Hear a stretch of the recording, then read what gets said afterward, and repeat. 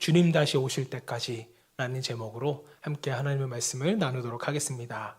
자, 베드로 사도는 이제 자신의 죽음이 얼마 남지 않은 이 시점에서 사랑하는 성도들에게 마지막으로 당부의 메시지를 전하고 있습니다.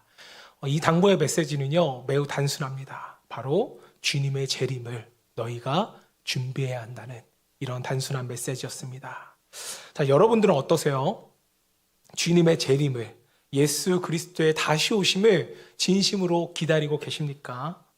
혹시나 재림이 성경에는 나오기 때문에 우리가 부정할 수는 없지만 정말 내 생에는 일어나지 않을 아주 막연한 일로 생각하고 혹시 주님의 재림을 준비하고 계시지는 않습니까? 자, 분명 우리는 재림에 대해서는 알고 있지만 재림에 대한 확신과 기다림에 있어서 우리의 믿음이 희미한 이유는 무엇일까요? 우리 믿음의 선조들은요, 주님의 다시 오심을 그렇게 간절히 사모하며 살았는데 말이죠. 베드로 사도는 여기에는 어떠한 영향력이 있다고 우리에게 설명을 하면서 먼저 주님의 재림에 대한 세상의 주장을 우리에게 말씀합니다. 자, 왜냐하면 초대교회 당시에도 이 은연중에 세상의 주장에 동조해서 예수님의 재림에 대한 이 신앙을 잃어버린 성도들이 있었기 때문입니다. 자, 여러분, 성경은 세상이 주는 생각에 부지불식간에 동조하지 않도록 항상 우리에게 주의할 것을 경고합니다. 자, 그렇다면 도대체 예수님의 재림에 대한 이 세상의 생각은 무엇이기에 베드로는 이렇게 우리에게 경고하며 권고하는 것일까요? 주님의 재림에 대한 세상의 주장은요, 바로 조롱과 무시입니다. 본문 3절, 4절 말씀 보겠습니다. 먼저 이것을 알지니 말세에 조롱하는 자들이 와서 자기의 정욕을 따라 행하며 조롱하여 이르되 주께서 강림하신다는 약속이 어디 있느냐? 조상들이 잔 후로부터 만물이 처음 창조될 때와 같이 그냥 있다 하니. 자, 믿지 않는 사람들은요, 예수님의 재림을 말하는 우리에게 조롱과 불쌍한 눈빛을 보낸다는 겁니다. 마치 이상한 것을 믿는 사람처럼, 광신도들처럼, 혹은 사이비들이라고 우리를 생각하더라는 거죠. 자, 우리가 예수님의 재림과 심판에 대하여 말한다면 아마 세상 사람들은 우리에게 이렇게 말할 것 같아요. 말이 되는 소리를 하세요. 어떻게 하루아침에 세상이 멸망합니까? 아마 이렇게 우리를 훈계하고 조롱할 것입니다. 아닐 것 같으세요? 여러분들이 좀만 교회 다녀서 열심히 기도하면 광신도 아닐까? 이런 생각을 한다는 거죠. 그런데 문제는 이러한 세상의 조롱이 우리의 생각에도 영향을 미치더라는 겁니다. 자, 그래서 교회 안에서조차 주님의 재림에 대해서 이야기를 해야 안 해요? 안 해요. 여러분들 한번 여러분들의 모임을 한번 생각해 보세요. 성도들이 모임 그 자리에서 재림에 대해서 한번 심도 있게 성도들끼리 믿음의 간증이나 이야기를 해보신 적이 있나요? 언급조차 하지 않습니다. 이것은 분명 우리가 세상의 영향을 받았다라는 거죠. 오늘 셀머님 하실 때는 한번 재림에 대해서 여러분의 생각을 좀 나눠보셨으면 좋겠어요. 이렇게 세상 사람들은요, 주님의 재림뿐만 아니라 창조와 심판에 대해서도 조롱하고 무시를 합니다. 이어서 본문 5절 말씀. 이는 하늘의 예적부터 있는 것과 땅이 물에서 나와 물로 성립된 것도 하나님의 말씀으로 된 것을 그들이 일부러 잊으려 함이로다. 자, 성경에서는요, 하나님이 세상을 창조하셨고 또 물과 물을 나누셔서 땅이 만들어졌다고 우리에게 증거합니다. 창세기 1장을 보면 하나님이 세상을 창조하실 때 이제 윗궁창과 아랫궁창, 이제 물층을 나눠서 묻이 생겨났다고 말합니다. 이것이 이제 궁창이 물층인데, 자, 베드로 서다가 5절에서 이 땅이 물이 분리되어 세상이 만들어진 그 이야기를 하는 이유는요, 노아의 홍수와 심판을 연결시키기 위해서였습니다. 자, 이 세상이 물이 분리되어 만들어졌다면 혹시 그 물이 다시 합쳐진다면 이 세상은 어떻게 되겠어요? 당연히 잠기게 되겠죠. 그러나 창조를 거부하는 자들은 이 모든 것을 애써 외면합니다. 자, 오늘날 지질학적으로도, 그러니까 과학적으로도 이 세상이 물에 잠겼다는 그 증거가 너무나도 많잖아요. 하지만 그럼에도 불구하고 세상 사람들은 이것을 부정합니다. 오히려 과학적으로 한 번도 증명되지 못한 인간의 진화를 믿잖아요. 성경에 기록되어 있는 모든 것을 부정하려고 합니다.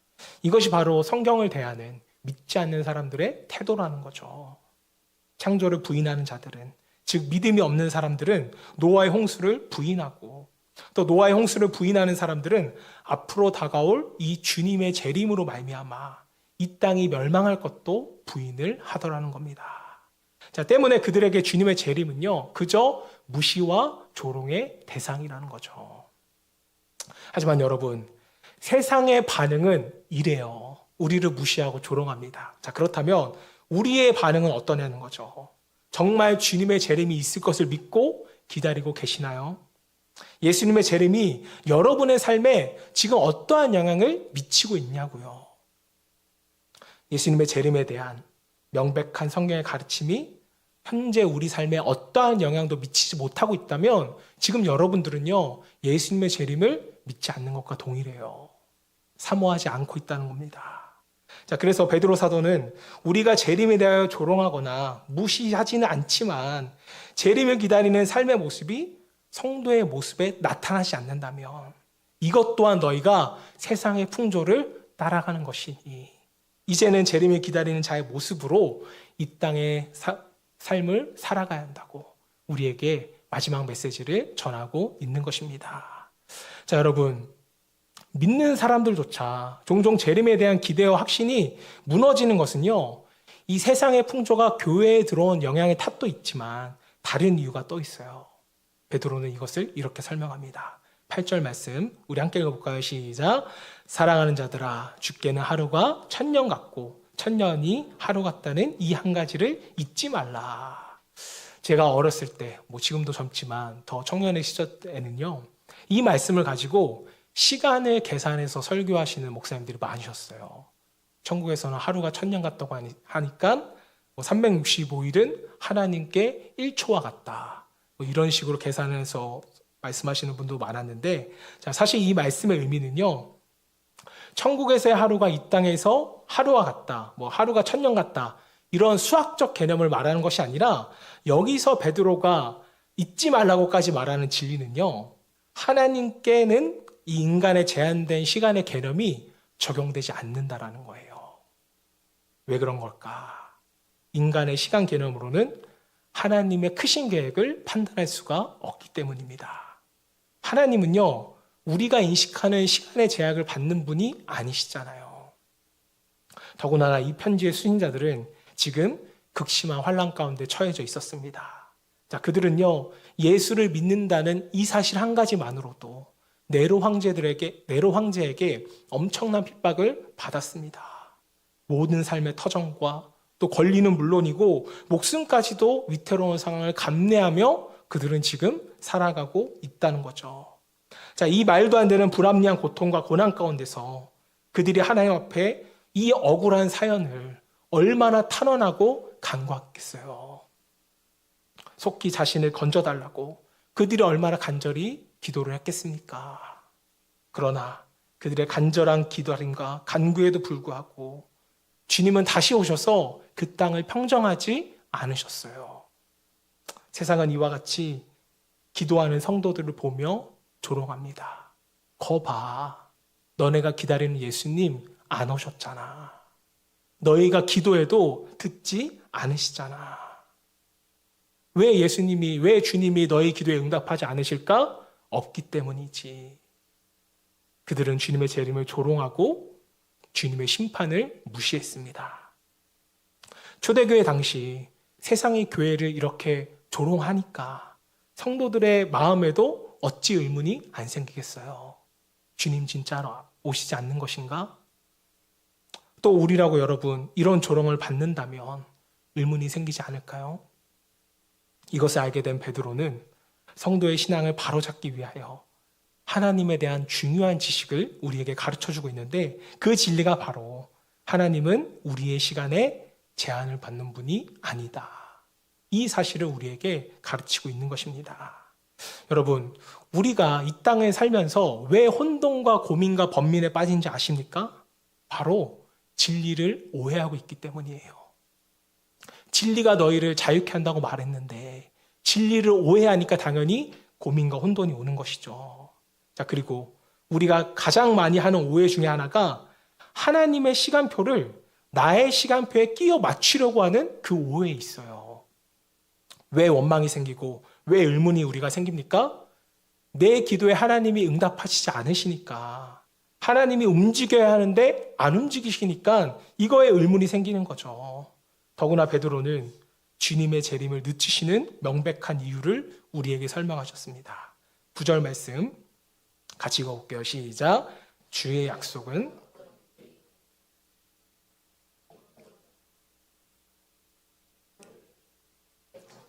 아무도 멸망하지 아니하고 다 회개하기에 이르기를 원하시느니라.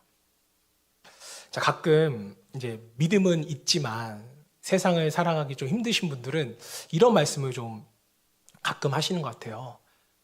주님 빨리 오셨으면 좋겠다.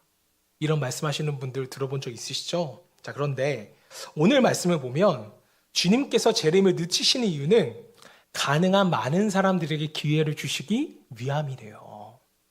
그러므로 하나님은 더디신 분이 아니라 참을성이 많으신 분이고, 늦는 것이 아니라 우리를 기다리시는 것이고, 우리의 기도에 무관심하는 분이 아니라 자비로우신 하나님이신 겁니다. 이 말씀을 저와 여러분들이 이해하고 싶다면 여러분 자신에게 한번 적용해 보세요. 사람들에게는 예수님을 구주를 믿어 영접하고 구원받은 날이 분명히 있습니다. 자, 이 날짜가 언제인지 정확하게 알지는 못해도 분명히 우리가 구원받은 시점이 있잖아요. 자, 그런데 한번 상상을 해보세요. 내가 예수님을 나의 구주로 영접하기 전에 곧 있으면 정말 믿음이 생길 것 같은데 옆집 권사님의 간절한 기도로 예수님의 재림이 앞당겨졌다고 한번 생각을 해보자고요. 그래서 여러분들이 지옥에 있다면 여러분 어떤 마음이 들 것 같으세요? 아유, 그 권사님 왜 그때 하필 그런 기도를 해가지고 말이야. 조금만 더 있었으면 내가 예수님을 믿어 영접했을 텐데. 그리고 주님도 그렇지. 아무리 그래도 그새를 못 참고 재림을 앞당기셨어? 이런 원망이 들까 안 들까요? 우리가 지옥에 있다면 이런 원망이 들 수도 있겠죠. 물론 상상으로 우리가 생각을 해보는 거지만 영접하지 않은 사람들은 이런 원망을 할 것입니다. 자, 그리고 또 한 가지 중요한 사실은요. 주의 재림이 늦어짐으로써, 즉 심판이 늦어짐으로써 안 믿는 사람들에게만 기회가 주어지는 것이 아니라 우리 믿는 자들에게도 이 기회가 다시 주어진다는 겁니다. 자, 주님이 오늘 당장 오시지 않는 것은요, 성도들에게도 회개에 합당한 열매를 맺어서 주님이 이 땅에 다시 오셨을 때 우리로 하여금 천국에서 많은 상급을 주시기 위함, 하나님의 기회라고 우리는 생각을 하면 됩니다. 자, 그래서 일부러 재림을 지체하시는 것이고, 우리가 돌이킬 수 있도록 계속적으로 자비를 베풀면서 인내하고 계시는 것이지, 절대로 재림이 없다거나 하나님의 게으름으로 주님의 재림이 늦어진다고 생각해서는 안 된다고 베드로 사도는 말합니다. 자, 그리고 너무나도 중요한 부분이죠. 주님의 다시 오심이 주님의 인내로 당장이 아니라는 것은요, 나의 믿지 않는 남편, 아내, 형제, 자녀, 또 친구들에게 복음을 전할 수 있는 기회를 우리에게 주신 겁니다. 여러분, 복음을 전할 수 있는 기회, 이것 하나만으로도 하나님의 인내하심이 얼마나 우리에게 감사하게 느껴집니까?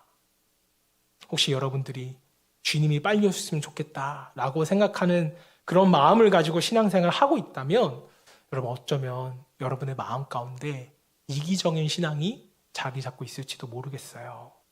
신앙은 언제나 예수님의 가르침대로 타인지향적인 사랑으로 우리의 신앙을 가꾸어가야 하는데, 내가 힘드니까 우리 주님이 좀 빨리 오셨으면 좋겠다, 이것은요, 나의 시간표에 하나님의 시간을 맞추려는 우리의 연약함이라고 저는 생각을 합니다.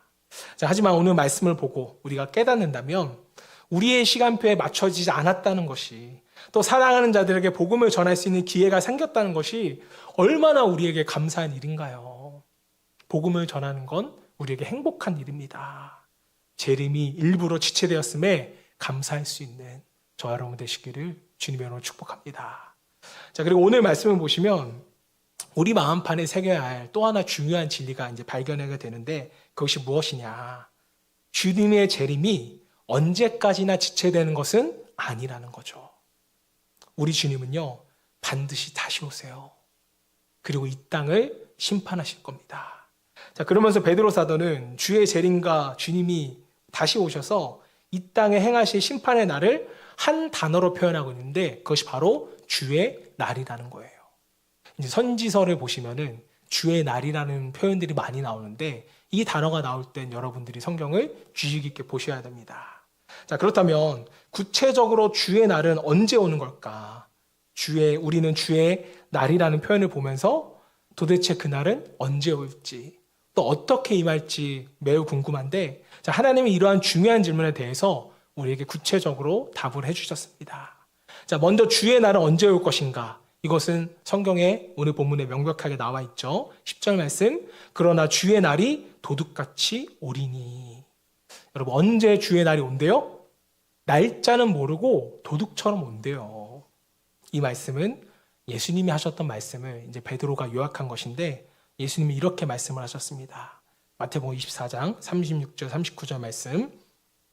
그러나 그 날과 그때는 아무도 모르나니 하늘의 천사도 아들도 모르고 오직 아버지만 아시느니라. 노아의 때와 같이 인자의 임함도 그러하리라.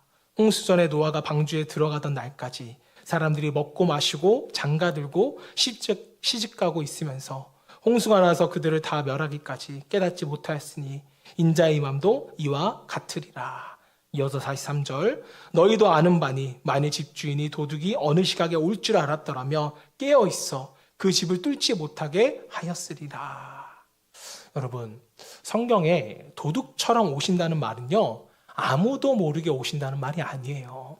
주의 날은 누구나 알 수 있도록 분명히 오실 것입니다. 놀랍게 임할 거예요. 자, 그렇다면 도둑처럼 오신다는 것을 무엇을 강조한 것인가? 바로 시기입니다. 이 시기는요, 천사도 모르고 아들도 모르고 오직 누구만 아신대요? 하나님만, 아버지만 알고 계신대요. 자, 그런데 이단들은요, 이 날짜를 알려고 그토록 난리를 칩니다. 이제 우리가 알고 있는 시한부 종말론이라고 하죠. 많은 그리스도인들이 이것에 열광을 해요. 성경을 보면 예수님도 모른다고 하셨는데 결국 예수님보다 자신을 높이려는, 내세우려는 이단 교주의 술수인 것입니다. 여러분, 주님은 그 날을 우리에게 왜 알려주지 않을까요? 왜 도둑같이 오실까? 우리는 날이 아니라 알려주지 않는 이 의도와 이유에 대해서 우리는 깊이 묵상을 해야 합니다. 자, 왜 주님이 이 날이 언제인지를 알려주지 않았나? 그 이유는요, 우리를 깨어있게 하시려는 주님의 의도와 주님의 뜻이라는 거죠. 마태복음 24장 44절은요, 이러므로 너희도 준비하고 있으라. 생각하지 않은 때에 인자가 오리라. 여러분, 생각하지 않은 때에 주님이 오셔야 되니까 우리는 언제나 깨어 있어야죠. 언제나 준비해야 한다는 것입니다. 그런데 만약 여러분, 우리가 이 날을 안다고 한번 생각해 보자고요. 그럼 어떻게 될까요? 지금부터 약 20년 뒤에 주님이 다시 오신다고 생각해 보자고요. 여러분, 20년 동안 여러분들이 최선을 다해서 주님의 날을 준비할 것 같으세요? 저는 200% 아니라고 확신합니다. 아이고, 아직도 많이 남았네. 19년 동안 그냥 내가 살고 싶은 대로 잘 살다가 1년만 주님 오실 날을 준비하자. 혹 연세가 많으신 분들은 아이고, 내 생에 몇 개는 글렀네. 이러고 그냥 하던 대로 하지 않을까요? 하나님은 우리의 연약함을 정확히 알고 계셨어요. 그래서 그 날짜를 알려주지 않으셨습니다. 이 모든 것은 우리가 다 깨어있기 만들기 위함이라는 거죠.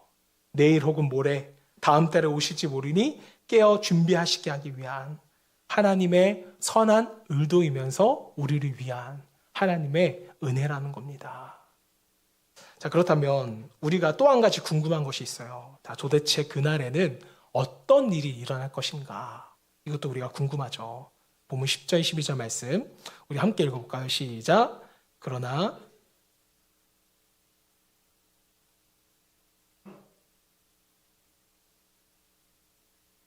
그 중에 있는 모든 일이 드러나리로다. 12절 하나님의 날이 임하기를 바라보고 간절히 사모하라. 그날에 하늘이 불에 타서 풀어지고 물질이 뜨거운 불에 녹아지려니와. 자, 먼저 별들이 부딪히는 것처럼 큰 소리를 내며 하늘이 사라진다고 말합니다. 이 땅의 모든 물질이 뜨거운 불에 풀어진대요. 이 모습을 한번 여러분 상상해 보세요. 얼마나 참담한 광경입니까? 우리는 이미 노아의 홍수와 소돔의 유황불 멸망을 통하여서 이 말씀이 사실이라는 것을 믿잖아요. 이루어질 것을 믿잖아요. 사랑하는 여러분, 우리가 주의 날에 하나님께로부터 구원받을 때, 그때는 정말 예수님과 함께 우리가 육체의 부활을 경험하면서 너무나도 영광스럽고 가장 아름다운 모습으로 우리는 구원받을 것이지만, 반대로 주의 날에 심판을 받은 자들은요, 가장 참담한 모습으로, 가장 끔찍한 모습으로 심판을 받을 수밖에 없다는 겁니다. 우리는 이걸 기억해야 돼요. 구원과 심판의 날은 반드시 우리에게 찾아올 것입니다. 자, 그렇다면 이 모든 사실을 알게 된 우리는 주의 재림을 준비하면서 어떤 태도로 이 땅의 삶을 살아가야 할까요? 이것이 바로 하나님이 베드로를 통해 오늘 우리에게 주시는 핵심 메시지입니다. 오늘 저와 여러분 모두가 베드로 사도가 말하는 재림을 준비하는 이 삶의 태도를 우리가 나눌 때 정말 세상 사람들이 재림을 조롱하고 비웃더라도 예수님의 재림은 반드시 도래할 것을 우리가 믿고 우리 성도의 삶의 태도로 예수님의 재림을 준비할 수 있는 저와 여러분 되시기를 주님을 축복합니다. 자, 그렇다면 베드로 사도가 말하는 재림을 준비하는 성도의 자세, 짧게 세 가지만 나눌 텐데요. 자, 첫 번째는요, 거룩한 행실과 경건으로서 우리는 준비해야 합니다. 자, 여러분, 우리는 구원받았지만 여전히 죄를 지으면서 살아가요. 자, 그래서 사도 요한은 만일 우리가 죄 없다 하면 스스로 속이는 것이고 진리가 우리 속에 있지 않다라고까지 우리에게 말씀을 했습니다. 즉 아무리 성숙한 성도라 할지라도 돌이켜야 할 영역이 있다라는 거예요. 아무리 영적인 성도라 할지라도 성령 하나님의 음성을 들어야 한다는 것입니다. 자, 그래서 베드로 사도는요, 주의 재림을 가르치며 우리에게 이렇게 도전을 합니다. 본문 11절, 12절과 14절 말씀. 이 모든 것이 이렇게 풀어지리니 너희가 어떠한 사람이 되어야 마땅하느냐? 거룩한 행실과 경건함으로 하나님의 날이 임하기를 바라보고 간절히 사모하라. 그러므로 사랑하는 자들아, 너희가 이것을 바라보나니 주 앞에서도 점도 없고 흠도 없이 평강 가운데서 나타나기를 힘쓰라. 자, 베드로 사도는요, 주님의 재림을 준비하는 성도의 자세로서 거룩한 행실과 경건함을 우리에게 말씀합니다. 자, 거룩함과 경건함을 갖추라는 그 말은요, 우리가 수도사처럼 또 바리새인들처럼 그렇게 모든 걸 완벽하게 살라는 말이 아니에요. 오직 하나님만 바라보고 주님의 신부라는 의식을 가지고 너희가 살아가야 한다는 말씀입니다. 자, 성경은요, 재림을 기다리는 성도를 신부로서 많이 비유하는 것을 우리가 알고 있습니다. 자, 그래서 여러분 오해하지 말고 들으세요. 신랑은요, 예쁜 신부를 원합니다. 오해하지 않으셨죠? 남성분들 다 우리 아내분들이 예쁘셔서 결혼하셨잖아요. 네, 대답이 없네요. 자, 그리고 보통 결혼식에 여러분 신부가 화장을 하는데 쓰는 화장품이 무려 30가지 이상이라고 합니다. 자, 신부가 화장을 함에 있어서 이것이 가장이나 변장의 수준이 되어서는 안 되겠지만 상대방을 존중하는 의미로서 자신을 예쁘게 단정하게 꾸미는 것은요, 신부의 의무죠. 그렇지 않습니까, 여러분? 자, 저는 영적인 신부인 성도에게도 이 원리가 동일하게 적용이 된다고 생각을 해요. 주님의 날, 신랑이신 예수님이 다시 오실 때 성도는 신부로서 신부의 단장을 해야죠. 그리고 그것이 바로 거룩한 행실과 경건이라고 베드로 사도는 우리에게 말씀하고 있는 것입니다. 자, 그래서 비유를 하자면 성경은 신부 단장을 위한 영적인 지침서와 같은 것이고, 자, 교회는요, 영적인 미용실과 같은 거예요. 그리고 목사는 영적인 미용사와 같습니다. 특히 예배 때마다 우리는 말씀과 찬송과 기도로 매주 아름다운 영적인 단장을 이뤄가야 하는 것이죠. 이게 바로 신랑과 신부됨의 의무이고 태도입니다. 자, 결혼을 하신 분들이 대부분이지만 우리 여성 성도님들 한번 상상해 보세요. 결혼식에 내가 깜빡 잊고 신부 화장을 하지 않고 결혼식장에 들어가 신랑 앞에 섰다고 상상해 보세요. 이런 상상 해보셨나요? 신부 화장을 안 한 신부? 상상 못 해보셨을 거예요. 왜요? 있을 수 없는 일이니까. 마찬가지예요, 여러분. 우리가 신랑 되시는 예수님 앞에 섰을 때 거룩한 행실과 경건함이 없다면 이것은 말도 안 되는 겁니다. 상상할 수 없는 일인 거예요. 저와 여러분 모두는요, 그리스도의 신부된 자로서 주의 재림을 기다리는 예수님의 신부되는 성도들입니다. 거룩한 행실과 경건으로 신랑 되시는 예수님을 맞이할 수 있기를 주님의 이름으로 축복합니다. 자, 한 발 더 나아가 재림을 준비하는 성도들의 자세 두 번째는요, 주의 다시 오심을 사모하라는 거예요. 본문 12절 전반부 말씀 다시 보시면 주의 날이 임하기를 바라보고 간절히 사모하라. 자, 여러분, 한국교회가 예수님의 재림을 가장 사모하던 때가 언제인지 기억하십니까? 바로 1992년 시한부 종말론을 내세웠던 다미성교회가 한국교회에 판을 쳤을 때입니다. 그리고 그 이후에도 유사한 종말론 예언가들이 있었는데 그들이 다 틀리면서 한국교회 성도들의 종말적인 신앙은요, 얼마나 약해진지 모르겠어요. 종말은 분명히 있는데, 예수님의 재림은 분명히 있는데 몇 번 속다 보니까 이것이 없다라고 생각을 하더라는 것입니다. 하지만 이것은 이단이 말했던 것이고 우리는 진리를 믿어 예수님의 다시 오심을 분명히 준비해야 합니다. 자, 그래서 성경은요, 바른 신앙에 근거한, 성경에 근거한 하나님의 사람만이 하나님을 사모할 수 있다. 예수님의 재림을 기다릴 수 있다라고 우리에게 말씀하는 겁니다. 자, 그런데 우리가 주님의 재림을 사모하는지 아닌지를 우리가 어떻게 할 수 있을까요? 가장 확실하고 좋은 방법은요, 우리의 자원과 우리의 시간과 물질이 어디에 쓰여지고 있는지를 확인하시면 됩니다. 이걸 점검하는 게 여러분, 가장 여러분이 재림을 사모하고 있는지 쉽게 파악할 수 있는 방법이라고 저는 믿습니다. 자, 올 한 해가 정말 얼마 남지 않았는데 한번 여러분 달력을 펴보고 계산을 해보세요. 내가 얼마나 주를 위하여 시간을 보냈는지, 내가 주를 위하여 얼마나 많은 물질을 사용했는지. 드라마 볼 시간이 있고 쇼핑할 시간이 있어도 주의 나라와 복음을 증거하는 일에 여러분의 시간과 물질이 사용되지 않았다면 우리는 주님의 재림을 사모하는 것이 아니라 세상의 것들을 더 사모하고 있을런지도 모르겠습니다. 자, 사랑하는 여러분, 늦지 않았어요. 지금부터라도 주님의 재림을 사모하며 우선순위를 바로 세워서 여러분의 삶을 재정비할 수 있기를 바랍니다. 자, 마지막으로 베드로 사도가 말씀하는 이 재림을 준비하는 성도의 마지막 자세는요, 지체하지 말고 복음을 전하라는 거예요. 여러분, 정말 여러분들이 신랑을 기다리는 신부의 마음으로 주의 재림을 기다리고 있다면 지체하지 말고 복음을 전하셔야 돼요. 예수님이 내일 오신다고 가정했을 때 우리 주위에 천국을 보지 못할 사람들이 얼마나 많습니까? 우리의 남편이 될 수 있고 아내가 될 수 있고 정말 남편과 아내보다 더 사랑하는 우리의 자녀가 될 수도 있고 우리의 형제와 이웃이 될 수 있는데 그들이 여러분 지옥 간다고 생각을 해보세요. 얼마나 마음이 아픕니까?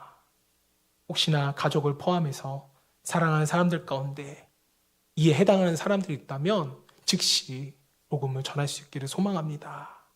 정말로 여러분, 한 영혼을 위하여서 금식하며 기도해 본 적이 있으신가요? 하나님, 저 아들을, 저 딸을 꼭 좀 구원해 주세요. 저 사람의 마음을 좀 감동시켜 주세요. 이렇게 기도해 보신 적이 있으십니까? 여러분들의 마음 가지고는 여러분 그 사람이 변화되지 않아요. 하나님의 은혜가 있어야 되고 하나님의 역사가 있어야 그 영혼이 변화될 수 있는데 우리가 기도하지 않는다면 어떻게 그 역사가 일어날 수 있겠습니까? 또 우리가 입술로 복음을 전하지 않는다면 어떻게 그들이 복음을 믿고 영접할 수가 있겠어요? 이것은 불가능합니다. 이런 여러분들의 모습을 보고 정말 예수 그리스도가 살아계심을, 사모함을 여러분들이 보여주신다면 저는 그들이 분명 마음이 동요할 거라고 믿어요. 때문에 여러분들이 예수님이 살아계신 것처럼 다시 오실 것처럼 믿고 또 행하셔야 됩니다.